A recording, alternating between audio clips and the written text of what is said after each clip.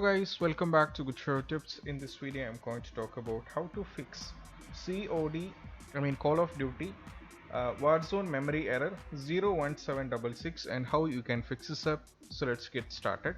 So first thing, when you're having this issue, you have to make sure two basic things.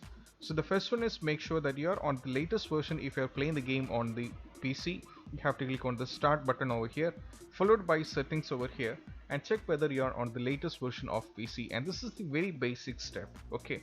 And once after that, done with this, check whether the issue is solved or not. And if it's not fixing, then you just have to move to the second step, which you have to click on this PC, right click over here and go to properties. And over here in the left side, there will be an option called device manager, which you have to select, and you have to make sure that your graphic drivers are up to date.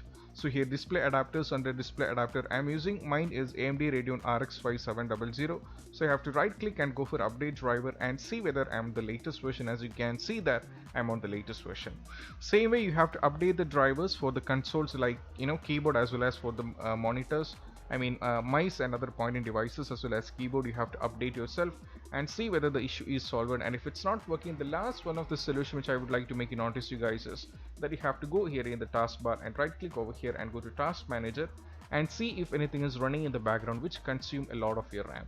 Most probably, while playing the game, things parallelly will be running in the background, so that it will be draining your RAM as well as making you to low performance and having the issue error code 01766. So I request, if anything is running in the background, then you just have to select the respective and go for end task by clicking over here and go for end task and do a restart and try to open the game once again, and most probably the issue will be completely fixed.